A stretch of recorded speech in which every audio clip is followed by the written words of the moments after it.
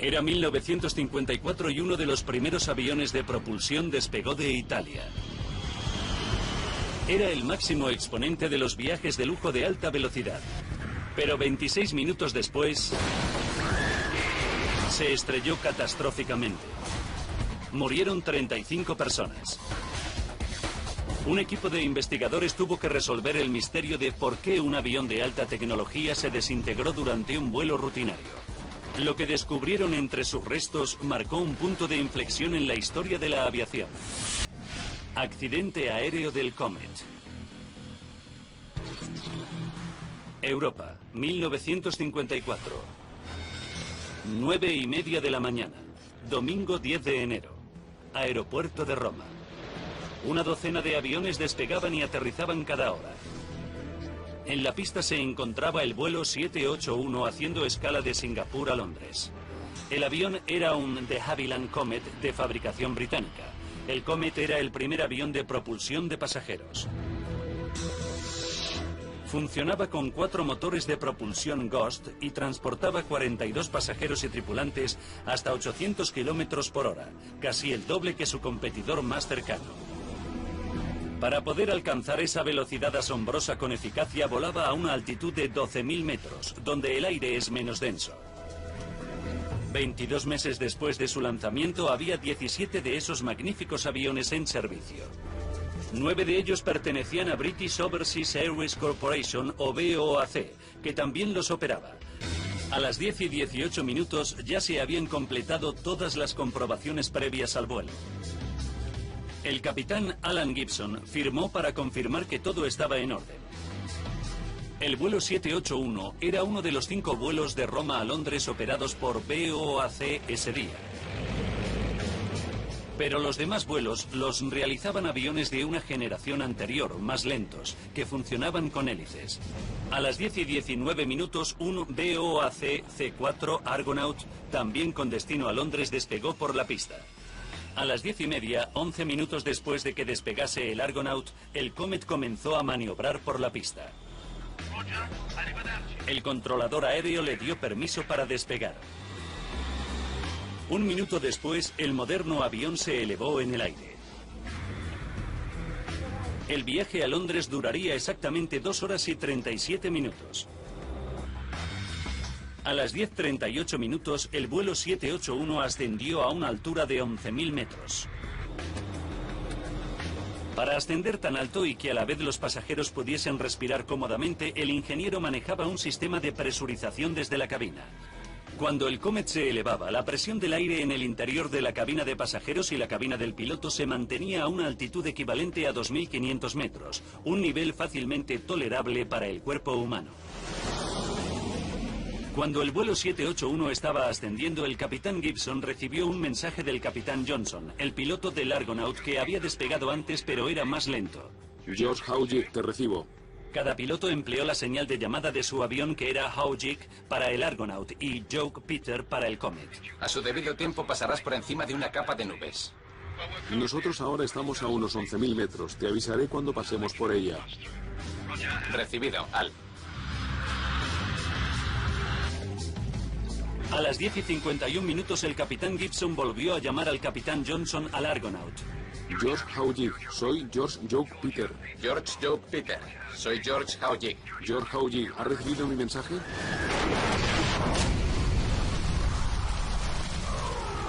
1:30 de la tarde. El vuelo 781 ya llevaba más de 1 hora de retraso. El horrible accidente copó los titulares de todo el mundo. La pregunta en la mente de todos era cómo se había podido caer del cielo el avión más avanzado de la historia de la aviación.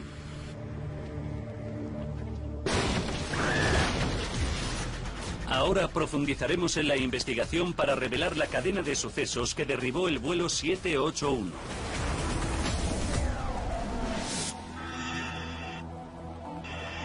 Paul Whiddy es un experto en metalurgia aeronáutica que estudió el accidente del Comet durante 6 años y conoce mejor que nadie este hito en materia de seguridad aérea.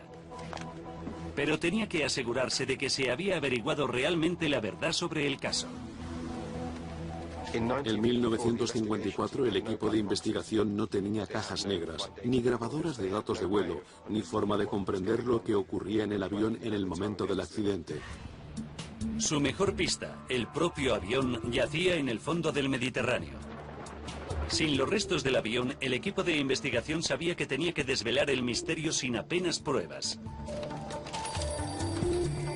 Los pescadores italianos proporcionaron algunas pistas. Vi una gran bola de fuego. El capitán Johnson, el piloto del Argonaut, profundizó el misterio. La comunicación por radio se interrumpió en mitad de la frase. Se cortó todo en un instante. Pero fueron las propias víctimas quienes plantearon el mayor misterio. Pocas horas después del accidente, el doctor Antonio Fornari, un patólogo italiano, examinó los cadáveres. A pesar de su considerable experiencia, el doctor Fornari halló en las lesiones de las víctimas una pauta que nunca había observado antes. Muchos cuerpos tenían el cráneo fracturado, y las lesiones eran previas al momento de su muerte. También descubrió otra pista desconcertante. Los pulmones de casi todas las víctimas estaban gravemente dañados. Muchos habían estallado como un globo. Era un caso extraño y desconcertante que le dejó perplejo. Con tan pocas pruebas, la investigación se estancó. El HMS Wrangler, una fragata antisubmarinos, registró un área de 260 kilómetros cuadrados. Entonces, el 12 de febrero, 33 días después del accidente, los expertos de la Armada identificaron el primer fragmento del Comet. A lo largo de las semanas siguientes, enviaron a Inglaterra pequeños restos para su análisis. Mientras tanto, en Londres, la flota de Comets estaba paralizada. BOAC sufrió una hemorragia de pérdidas de 50.000 libras semanales. Se había invertido mucho en el avión y la presión para volverlos a poner en funcionamiento era creciente. El 23 de marzo, 10 semanas después del desastre, el gobierno británico dio permiso a la aerolínea para reanudar el servicio. Fue un tremendo error. A las 6:32 de la tarde del 8 de abril, 16 días después de la reanudación de los vuelos, un Comet despegó de Roma con destino a Egipto. 33 minutos después, el piloto informó que cumplía con su trayectoria a 11.000 metros de altitud.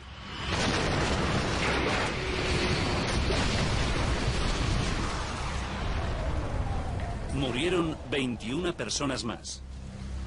Las similitudes entre ambos accidentes eran perturbadoras. Ambos aviones volaban a una altitud de unos 11.000 metros y ambos se estrellaron en el mar poco después de alcanzar esa altura. Parecía que el fallo residía en el propio avión. El segundo avión estrellado se hundió a 1.000 metros de profundidad y era imposible de rescatar. Pero se confiaba en que si se esclarecía la causa del accidente del vuelo 781, también se explicaría por qué se había estrellado el segundo avión. Durante los siguientes 4 meses se reconstruyeron metódicamente los restos del vuelo 781. Cuando examinaron los fragmentos, descubrieron pistas intrigantes. Trozos de moqueta, pastillas del botiquín y restos del equipaje de los pasajeros incrustados en el extremo trasero del fuselaje. Sugerían que una explosión en la parte delantera del avión había catapultado los efectos personales al fondo de la aeronave. Al mismo tiempo que el avión, las víctimas también comenzaron a proporcionar pistas. 4 de los cadáveres recuperados del segundo avión fueron trasladados a Gran Bretaña para su autopsia. El forense les encontró lesiones idénticas a las de las víctimas del vuelo 781, cráneos fracturados y pulmones reventados. Tuvo un presentimiento. El avión entero podía haber estallado como un globo. Después de todo, la presurización de la cabina diseñada para que los pasajeros respirasen cómodamente sometía el revestimiento de aluminio del Comet a una gran presión. Si se producía cualquier fallo mecánico, el avión podía reventar. Para confirmar esa teoría prepararon un experimento pionero. El equipo fabricó una maqueta de plexiglas del fuselaje que tenía el 10% de su tamaño real. La maqueta se introdujo en una cámara de presión. Cuando la presión sobre el fuselaje se incrementó a 3,7 kilogramos, el equivalente de volar a 12.000 metros, el equipo rasgó deliberadamente la maqueta.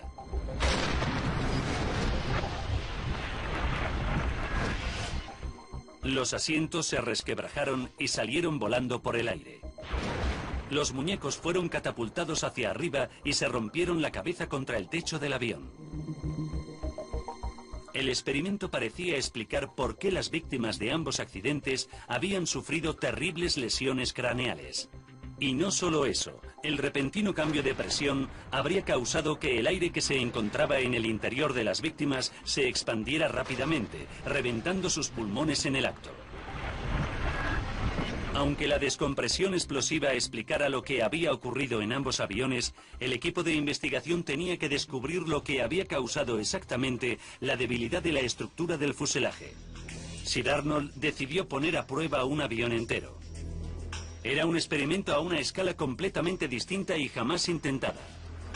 Exigía la construcción de un gigantesco tanque de agua, que medía 34 metros de largo por 7 de ancho y 5 metros de hondo. El 29 de mayo ya estaba listo. Los ingenieros llenaron de agua el tanque y el avión. Cuando estaban ambos llenos, metieron más agua en el avión y lo presurizaron como si estuviera volando. Tras 5 minutos, los ingenieros redujeron la presión. Cada prueba sometió al avión a la misma presión que un solo vuelo a 12.000 metros. Sir Arnold planeaba continuar el experimento hasta destrozar el avión. Podían tardar hasta 5 meses. Mientras el experimento seguía su curso, se continuaron otras vías de investigación. A mitad de junio, 5 meses después del accidente del vuelo 781, el equipo montó 2/3 del fuselaje rescatado del avión sobre un armazón de madera. Gracias a las brechas del metal, ya estaba claro que el avión se había despresurizado violentamente y reventado por las juntas. Siguiendo las grietas hasta donde se habían iniciado, calcularon que el fallo inicial probablemente se originó en la parte delantera del avión, en alguna parte entre la cabina de pasajeros y la cabina del piloto. Pero la causa exacta de la tragedia seguía siendo un misterio. Entonces, el 24 de junio, el equipo a cargo del tanque de agua efectuó un importante avance. Menos de un mes después del comienzo del experimento, tras el equivalente de tan solo 3.000 vuelos, el fuselaje del avión se fracturó. Se produjo una enorme grieta en el revestimiento del avión. La grieta seguía la línea de las ventanillas y puertas de la aeronave. ¿Pero qué provocó un fallo tan dramático? El principal sospechoso era un fenómeno llamado fatiga de metal. Era algo que Paul Whitty conocía bien. Esta es una pieza de aluminio similar a la empleada en el revestimiento del Comet, pero mucho más fina. Un ciclo de carga no la hace fallar, pero si lo repito reiteradamente así. La fatiga se produce cuando un metal como el aluminio se flexiona repetidamente a un lado y otro. Al final comienzan a formarse grietas diminutas. Las grietas aumentan constantemente de tamaño y la pieza acaba fallando. Pero Sir Arnold sabía que tenía que obtener pruebas para demostrar esa teoría. Tenía que encontrar una pieza del vuelo 781 que mostrase síntomas de fatiga. El equipo examinó la brecha que se había abierto en un costado del fuselaje. Remontándose al origen de la grieta, descubrieron que comenzaba en la escotilla de escape delantera. No era sorprendente. Cuando se recorta una puerta o una ventana en un avión, la estructura se debilita y la presión se concentra alrededor de las áreas debilitadas. Para investigarlo más a fondo, equiparon otro avión con indicadores diseñados para medir la presión del fuselaje. Los resultados fueron impactantes. Durante el vuelo, la presión sobre el revestimiento del avión, alrededor de las puertas y ventanillas, alcanzaba el 70% de su resistencia total. Era 4 veces superior que en el resto del revestimiento del avión. Entonces, el equipo descubrió un detalle aún más preocupante. Los soportes de alrededor de las ventanas estaban remachados en lugar de pegados como en el diseño original. El problema era que los remaches se troquelaron sobre el metal, no se perforaron. Era una técnica que provocaba diminutos defectos de fabricación que tras repetidos vuelos podrían transformarse en grietas de fatiga.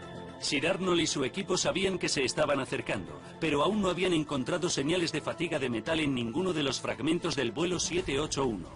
Entonces, el 12 de agosto, 7 meses después del accidente del vuelo 781, un pesquero de arrastre italiano encontró un gran fragmento del avión. Resultó ser una sección del techo del vuelo 781. La pieza incluía 2 ventanillas fabricadas para enviar y recibir señales de radio.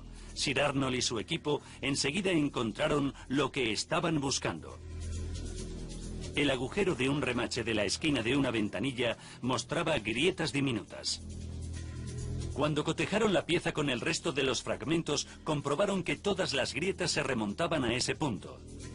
Ya tenían la prueba que faltaba. El martes 19 de octubre, tras 6 meses de laborioso trabajo, Sir Arnold Hall presentó sus hallazgos ante la comisión de investigación.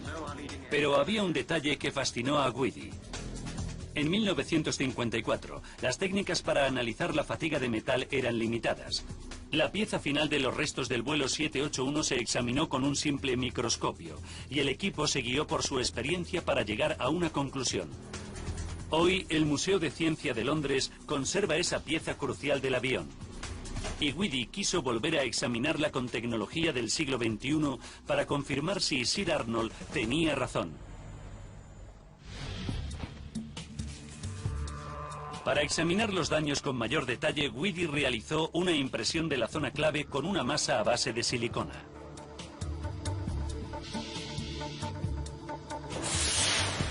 Después utilizó un microscopio de electrones para examinar la muestra.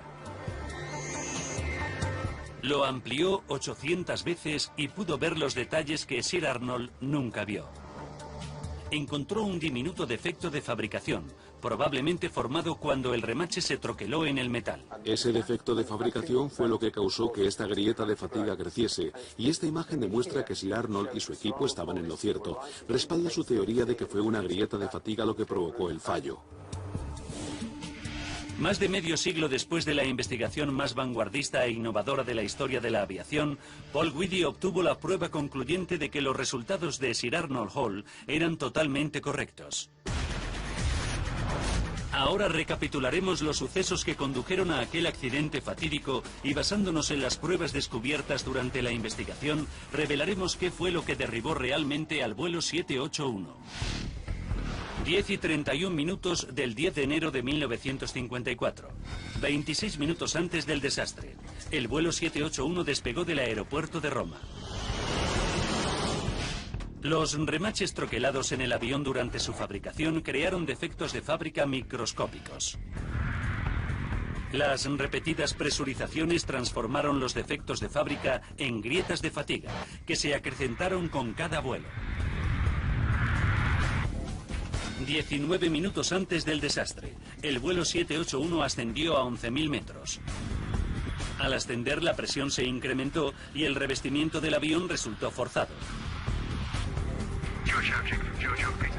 5 segundos antes del desastre, una grieta de fatiga alcanzó los 2 centímetros de longitud y el revestimiento del avión se rasgó.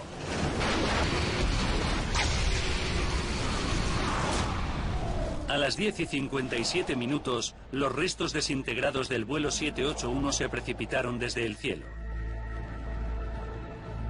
Habían muerto 35 personas.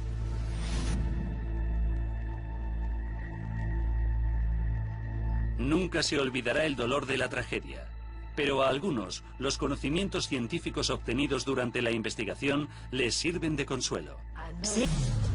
4 años después del accidente, el Comet volvió a volar, pero nunca alcanzó el éxito comercial previsto. Mientras tanto, la empresa estadounidense Boeing desarrolló su propio jet de pasajeros y se convirtió en la compañía dominante en el mundo de la aviación.